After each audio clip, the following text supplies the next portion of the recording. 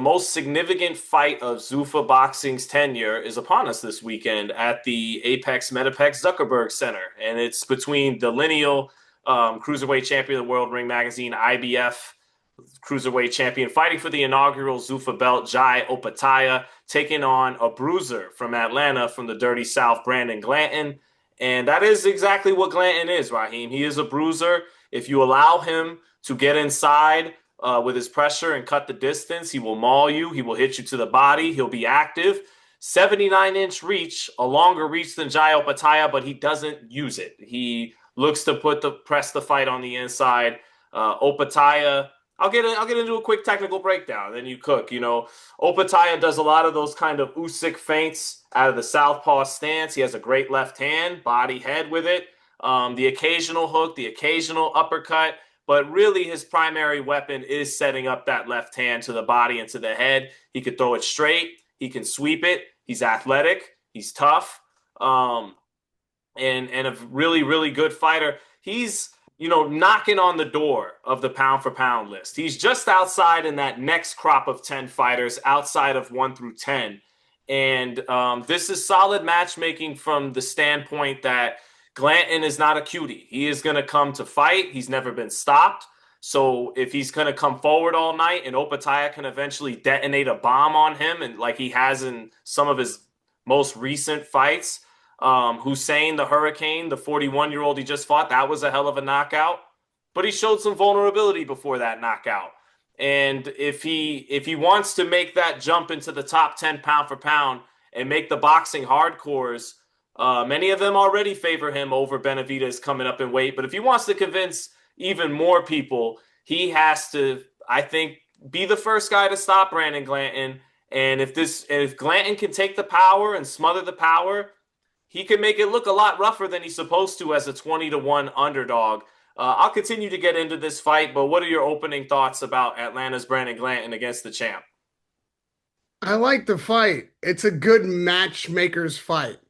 It'll be a great test for Opetaia. He's been fighting at home. He's, not taking cab drivers, but he has been well outclassing his opponents. This is one of those moments at a crossroad in his career where he's going to be on a stage that, while it's not a massive show like Riyadh season would produce, because of the scrutiny that Zufa is under, a lot of people are going to be dialed in to see their first championship fight take place. They may not all be coming to see Opetaia or Glanton, but they're coming to see how Zufa handles their first title fight.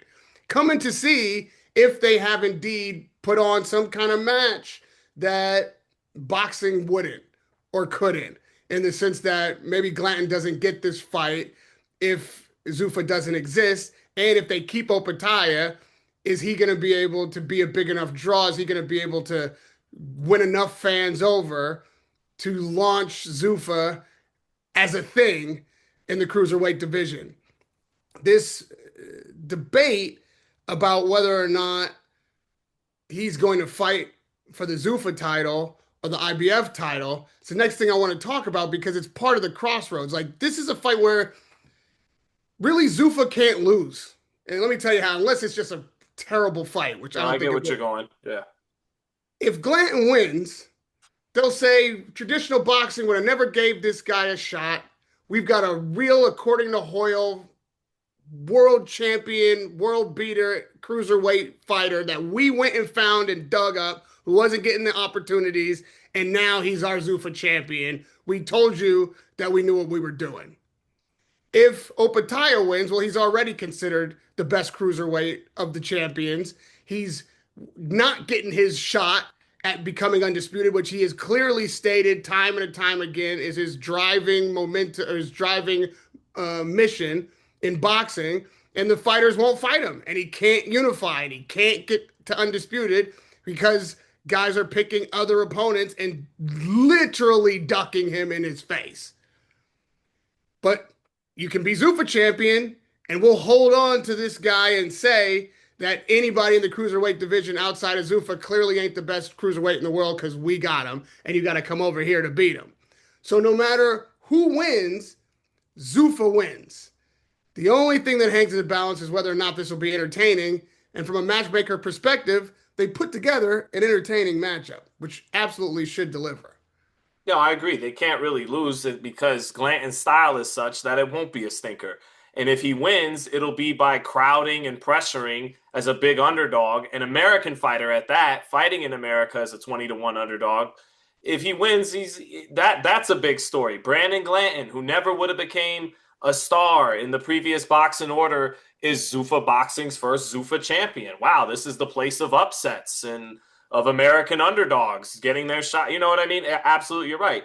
Opetaia flattens him, and it's finally Jai Opetaia in the United States is getting some of the visibility and recognition he deserves as a potentially great elite fighter, not just the best of a historically overlooked division at cruiserweight. So yeah, I agree with you, and I don't think the fight's going to be a stinker. And I do think if Glanton can manage to get inside often and make it go some rounds, he can make it rough. I think he has a better chance than a 20 to 1 underdog. But Opetaia is very good out of that long guard, very good with those feints, very good with his left hand. This is a good test of Opetaia's class here. And just get out of there with a win. We still don't know what's going to happen with the IBF, but more on that in a second. Again, if Opetaia wants to show he's elite and not just the best of this division, if he's a pound for pound type guy, as tough as Glanton is, very durable, strong bull, he's going to be in front of you all night long. So you should have a chance to find that left hand and detonate at some point with bad intentions. I want to see if Opetaia can get the knockout, and I think he can. And if he can't, then maybe he's not elite. Then maybe he's just pretty good, which is the end of the Which world would for be him. shocking. Right. Which would be, I mean, I hear you. Yeah, we want to see you prove it. I don't know that a win over Glanton at the end of the day, while it is It's the fashion you're going to solid, win. You it should make ain't a the one. statement. You're their showcase guy in their first title fight. This is set up for you to make a statement, not just get out of there by the skin of your teeth, let alone lose. Right.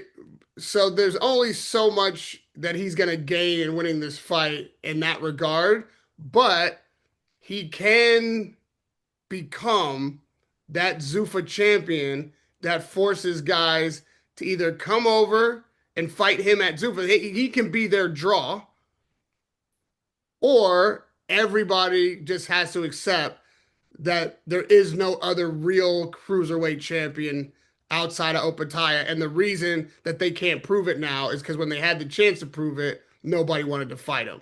I think you might get a McKillian over there, though, Uh-huh. to fight him. Who they already had a face-off at the Zuckerberg Center. Exactly. I mean, he's also being a belt holder, the perfect kind of guy that Zufa would bring over. That's the perfect fight after this fight, really. But for Brandon Glanton, he is in a position to win even if he loses. And Mm-hmm. of course he's coming to win. But he's in a position to win either way, depending on the kind of effort he puts forward and the success that he has by measure. If he really makes this a cracker of a fight, if he makes this entertaining and does, even if he loses, but Opetaia gets out of there just by the skin of his teeth or wins by a round or two or just doesn't quite make the statement because Glanton won't let him. Glanton's in the game now. Glanton is like definitely leveled up, and Zufa will, I expect, reward him for that, and he will be established on the same night that Opetaia is established as champion. Glanton will be established as one of the cruiserweight darlings in Zufa that other fighters will be matched up against. They need to build more than one star at a time. So the best thing for Zufa actually is that the fight is wildly entertaining, very competitive, maybe a late stoppage or a hairline decision that Opetaia wins, but then they end up with two guys that are watchable that people want to see again, and then maybe that makes Opetaia a more attractive opponent for some of these other belt holders, whether it's Benavidez or Ramirez. At the end of the day, those guys maybe see him not as invincible and decide that they do want to take that challenge. And that's how Zufa really can capitalize on the night. Yeah, I got Opetaia winning the fight, by the way. Not exactly going out on a limb there. I have Opetaia. My question is more, I want to see if he can do it in spectacular fashion against a come forward opponent. See if he's really that guy, and not just good. Now, my old editor, Ben Thompson from Fight Hype, I used to go back and forth about this. I'd always call the ring champion the lineal champion, right? And he'd always go, this was years ago. He'd go, bro, it's a magazine.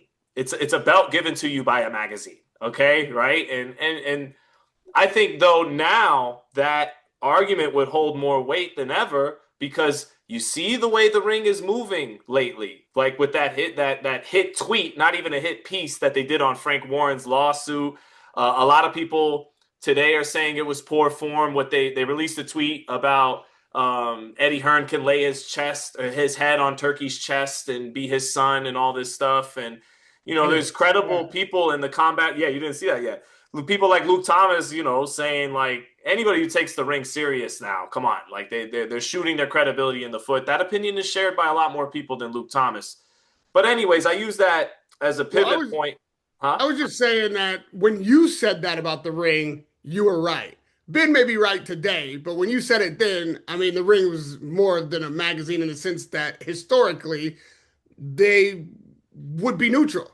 That's the championship you could rely on. That was the one that wasn't relying on sanctioning fees and manipulating rankings. And it was the most objective of all the sanctioning bodies, which it's not. But that's the belt that's the most objective. And you had to get beaten to lose. Now it's an entirely different thing, of Different course. dynamic now, right? But it was owned by a promoter then, an Oscar De La Hoya, and they had one or two instances where you could question their judgment. But I was just giving credit to BT for being the first guy to hold that hard line with me about that, right? But anyways, that was back when De La Hoya owned it. What I'm getting at now is I started by saying Opetaia is the lineal champion, right? And I even thought of, hey, when we get around to Benavidez Zerto, half to trigger people, half because it's something I'm actually kicking around. What if I said, this is for the real cruiserweight title? Two is greater than one, right? And that's not something I would have done before. But Maris Briedis, in the aftermath of Alexander Usyk, and Maris Briedis gave a very tough fight to Alexander Usyk when they were younger. And Briedis in the aftermath won a Super Six style tournament against Glowacki. He beat Noel Mikhailian, who that win has aged pretty well. Noel is now a WBC world champion. Beat all the best cruiserweights that were left in the wake of Usyk moving up to heavyweight, right? But ultimately, in Opetaia beating Briedis, it's for one belt. He has been denied the opportunity to unify, but regardless of circumstance, he has not unified. The real kings of cruiserweight that preceded Briedis and Opetaia in this lineal claim, whether it was O'Neal Bell, who unified against John Mark Mormek, whether it was David Hay, who had three of the four belts, whether it was Alexander Usyk, who had all four, whether it was Evander Holyfield, who had all three when that meant you were undisputed before four belts. You get the theme I'm going with here. Their claim to being the absolute undisputed king of cruiserweight was much more concrete, cemented than Jai Opetaia's is. And he will get to the issue of the IBF after. I think now this fight turns into a contest between the sanctioning bodies, the potential old model, against the hopeful in the people behind it, new model, where it's the ring belt backed by Turkey and the inaugural Zufa belt against two of the traditional organizations' belts, WBA, WBO for Benavidez Zerto. And even in that matchup, this is Benavidez for the first time fighting a man bigger than him. Yeah, you could argue if you're Jai Opetaia, Zerto's a blown up light heavyweight, a former super middleweight, but Zerto's fucking huge. He's 6'4" practically. He's a big boy. He's a fully grown man in the cruiserweight division, right? And you're gonna see what Benavidez looks like against that kind of guy. You're gonna see Opetaia Sunday night against a guy who's gonna try to apply pressure and get inside and throw punches and bunches. So not only is this a little contest between Benavidez and Opetaia on an eye test level. Who really looks like the man at cruiserweight?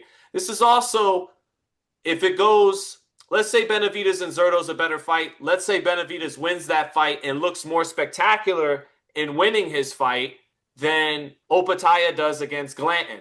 Then it's a good look for the old guard because we fought in front of 10,000 plus people. You fought in front of 200 or 300 people.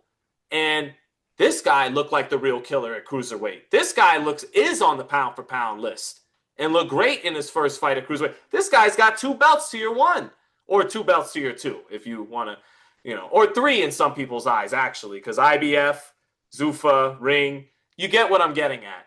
These fights between Benavidez and Opetaia correlate in more ways than one. It correlates between the fighters, and it correlates between the 2 models they represent. Benavidez, the traditional model, and Opetaia with the new model. So we'll see. We'll pull from these 2 contests what we can.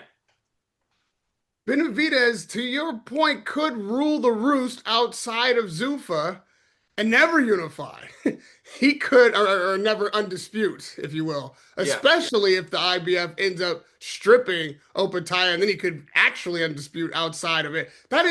I'm kind of itching to get to that Yeah, conversation go for it. because that really is the test of this model right now and the test of the sanctioning body at the same time. Like, who's going to give, if anybody? You've signed Opetaia. He's a Zufa fighter. He's got to fight for the Zufa belt. He can't say he's not fighting for the Zufa belt and be a Zufa fighter and fight for the IBF instead. It was with all that Zufa has said about the sanctioning bodies. At the same time, I appreciate that the sanctioning bodies is not like, oh, you're going to fight for the Zufa belt and then we're going to credit you with an IBF win while you're not even representing our belt. Now, that is maybe something I could see the WBC doing for their sanctioning fee. However, the IBF holding ground on this and saying, no, no, no, we'll strip you for this, makes Opetaia choose whether or not his stated goal of undisputed really means what all of those who are backing the traditional system say it means to these fighters. If he's willing to give that dream up for the time being, if he is willing to relinquish his IBF title when he could keep it, that is the first canary in the mine shaft. Because this guy really wants to be undisputed. But if he feels like the politics and boxing and the business of the sport is preventing him from having that opportunity, whether he keeps the IBF or not, to the extent that he's willing to relinquish it so he can fight for a belt that nobody else has ever held, where he doesn't even know who his competition will be after this fight, because there really are no cruiserweights to speak of as a part of Zufa today. If he's willing to give that dream up for this potential, well, that lets you know that the critics of the current system, and Dana White in particular, is correct about what these fighters will choose given this situation. And let's not forget that the reason Benavidez is even fighting at cruiserweight is because he couldn't get the undisputed opportunities. He couldn't get the big Twice. fights that he wanted twice. And so that now has become his only route to the kind of competition he seeks, which already is kind of proving the point. So if it comes to this and then falls apart at this stage, it is a great selling point for Zufa. And it is a really embarrassing egg on the face moment for those who support the current 4 belt system and these sanctioning bodies having the reverence that they claim to have. And that would be the only thing that would keep fighters fighting for those belts. Allow me to give the other side for the IBF though, which I think in a lot of ways is showing they may actually be the most credible of the sanctioning bodies. They stand on business, Raheem. This sucks for Jai Opetaia. I agree with you that Opetaia doesn't deserve to be stripped, but the IBF, which was once implicated in a FBI sting alongside Top Rank in 2002, okay, I know all about that. But the IBF, which is the only American sanctioning body, by the way, the IBF, I again, it sucks for Opetaia, but they did not do what the WBC to Terrence Crawford. They said, okay, you're only going to give us this much. You're only going to give us this much. You're the champion. You won the fight. The IBF gets a lot of flack for the 10-pound rehydration limit, right? I don't know. I think you could argue in their favor. Fighters should be fighting in a weight that they're actually healthily close to competing in. That's them saying we. A lot of people complain when some fight. Now I don't. I mean, the rules are the rules. If you can weigh in at 147 and rehydrate to 173 pounds, like Josh Clottey did almost 20 years ago, what and that not fuck you up, and you could get away with that kind of drastic weight cut and be strong. More power to you, because that's rolling the dice a little bit there. You could easily do that big weight cut, rehydrate, and be, slow and sluggish is the word I'm looking for. But that aside, a lot of people feel like, hey, if anything, it should be like the good old days, same day weigh-in, where you are actually fight. The IBF is saying, all right, well, to that point, this is what we want you to do. The IBF makes you fight your mandatory. They're the first ones to strip you if you don't fight your mandatory. So even when it seems kind of ridiculous, what happened with Oscar Duarte and Richardson Hitchens, they go, all right, Hitchens, you're summoned to fight Lindolfo Delgado. Rules are rules. Sorry, Duarte. Sorry, Hitchens, but Delgado is technically our number one contender. You got to fight him. So the IBF, I don't think they wanted to do this, but from their perspective, Dana is saying we're going to do away with all the sanctioning bodies. So fuck me, fuck you then. Sorry, Jai, you're caught as a casualty in this then. If you are going to have our belt in there and everything, then fine, we'll do what we've always done. But because some people even said they'll allow you to be promoted alongside the ring belt. It's like, yeah, but the ring belt's has never tried to put them out of business. Jai Opetaia is a casualty in this. I'm not, if it sounded that way, being critical of the IBF for standing this ground and drawing this line. All I'm saying is it now is in Opetaia's hands to make that first definitive decision that could be the canary in the mine shaft of what is to come from other champions, other contenders. Mm-hmm.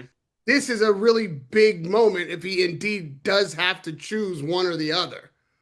And I realize he signed to Zufa, so it's not like he's making this decision out of contract and deciding, but making the decision to sign with Zufa in the first place, he had to know that this was a potential outcome. I mean, he's talked about wanting to be undisputed. Still, leading up to this fight, he's talked about, I want to be undisputed. Exactly. I assume he means WBC, WBA, IBF, WBO. Exactly. But at the same time, and with that said, if there is some middle ground reached, or if the IBF relents, well, actually, if Opetaia fights for the IBF while winning the inaugural Zufa belt, then Zufa, at best, just became the fifth sanctioning body. That's the reality of it. They can say whatever they want to say on the night. They can spin it. They can put as many diamonds on the belt as they want. Dana White can talk as much shit as he can think of. But if the inaugural Zufa belt is bestowed upon a fighter who is also fighting for any other sanctioning body belt, then we just entered the 5-belt era. One of the podcasts I consume is It Is What It Is. And I like it so much that if Cam does something on his own or Mace does something on his own, I'll check in on that too. Well, in the last 24 hours, I saw Dana White sitting down with Cam. I like Cam being in the boxing mix. He's a funny guy. He called you a douchebag, Sean. He called you a douchebag, claimed that all you had to do was talk to whoever this woman executive is on his team and set up the interview, and you could have had your conversation with him then about that, and it was inappropriate, the place, and douchebag this, douchebag that. I have to ask you if this is in fact true, what Dana White said about the way that scenario played out post your moment And also, I don't have to ask you about who the biggest douchebag in this back and forth is. But first question. So what happened? Did you in fact uh, be offered an interview with Dana White through his executive and turn it down? Clearly, I am the biggest douchebag in this scenario right here. That to answer your question, no. But no. So the woman he referred to, Lene, very nice woman, very kind to me in my interactions with her. Certainly, no slight to her. Lene Breckenridge, who I believe is his right-hand woman when it comes to organizing his media appearances. So we talked to Canelo Crawford the night of the fight about setting up an interview. I reached out once the weekend was over and he was busy doing interviews with Logan Paul in Los Angeles. He couldn't make an interview with me. She offered me to do an interview with Lawrence Epstein and Dean Murphy instead. They wanted me to go to the Apex Center. I said I'd prefer to do an interview, over Zoom, and I was left on red a few times when it came to following up for that. And remember, recall to me the quote. Was it, if you want a private interview with Lawrence Epstein and Dean Murphy, you could get a private. Oh, wait a minute. No, that wasn't the quote, was it, Raheem? It was, if you want a private interview with him, then we can do that. And his whole point of it was an inappropriate place. Maybe he would have preferred us have the kind of back and forth he had with Amber Dixon from out here in PBS Las Vegas. Amber's a friend of mine. They had a civil back and forth on Fight Week. But I think it is funny that he talked about me showboating and grandstanding when he's one to do that all the time at his press conferences when he stands in the middle of his dais. How many times he could probably have like a Dominique Wilkins highlight reel of number of times he has sunned and shitted on reporters. I think even at the end of one of the Zufa boxing pressers, he told one of my colleagues, he goes, "Yeah, we'll award to you for stupidest fucking question of the night." So he dunks on them routinely and showboats on them routinely. So he shouldn't cry about it, even if he feels he's right in that assertion of what I did. But no, to clear it up, no, I reached out to Lene, very nice woman. They offered me up Lawrence Epstein and Dean Murphy instead. I said, let's do a Zoom, and I was left on red ultimately.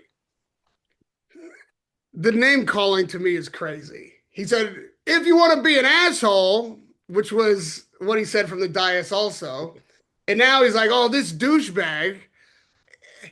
In the same press conference that you just mentioned, he, in a tepid defense of Strickland, was like, well, yeah, you fucking reporters ask him about you like the halftime show, this kind of bullshit. Like as if Strickland's answer is somehow the responsibility of the reporter asking the question, which in fact is pertinent, especially if this guy is going off on those kind of topics on his own time and his own social media and can't wait to get into it from the dais, or could simply say no comment if he in fact has no comment. But I have been throughout my career the victim of, oh, well, I asked the question, you don't like your answer, so it's my fault that it went poorly for you.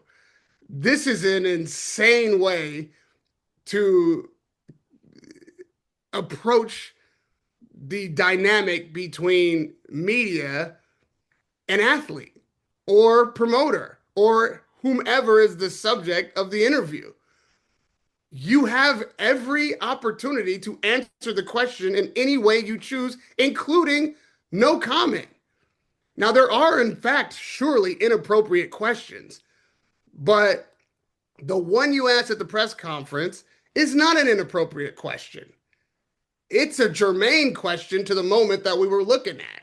And if he then says, without the insult, I'll do an interview with you at another time, all you got to do is set it up, well, then you got to make good on that promise.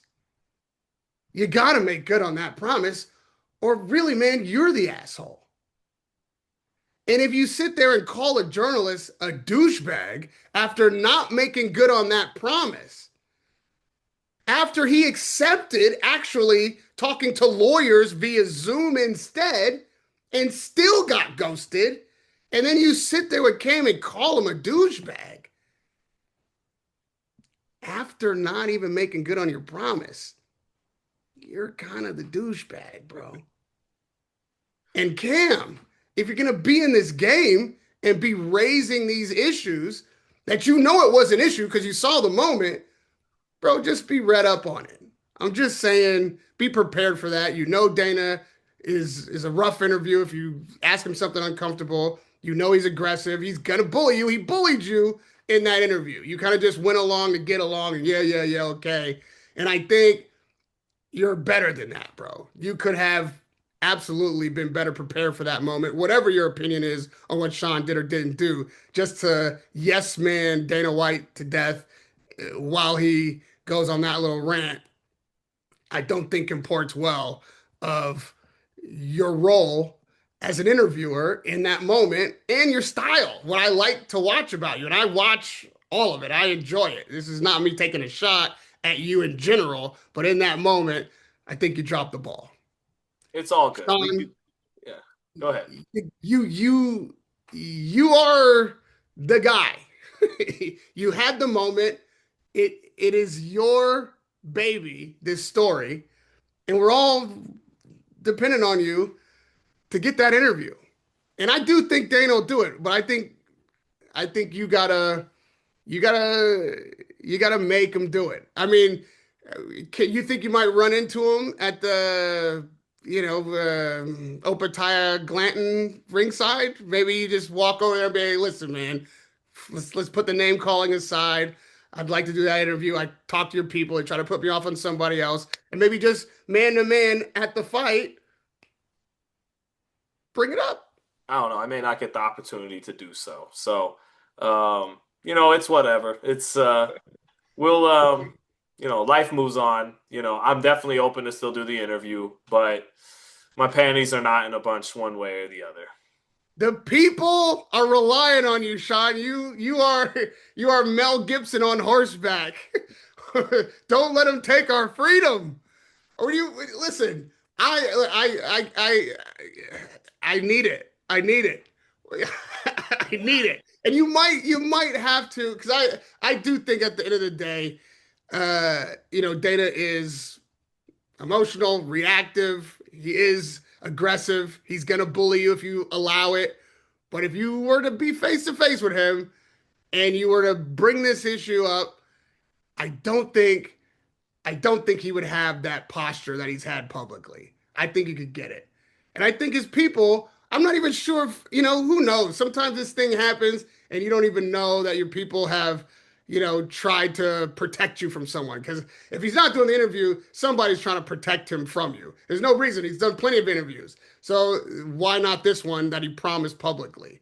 I'm willing to give him the benefit of saying maybe he doesn't even know that you never really got the opportunity to get set up. And maybe somebody thinks they're doing him a favor in Dana White by shuffling you off to somebody else. But that's why I insisted on having this conversation. And I am the one who insisted on it because it's important that he does know. And I'm sure this is going to get to his inbox or on his X or in his Instagram where somebody is gonna make sure that he sees this. Uh, and so I hope that this story moves forward with the two of you sitting down and having the conversation promised and the one that the public deserves. We'll see.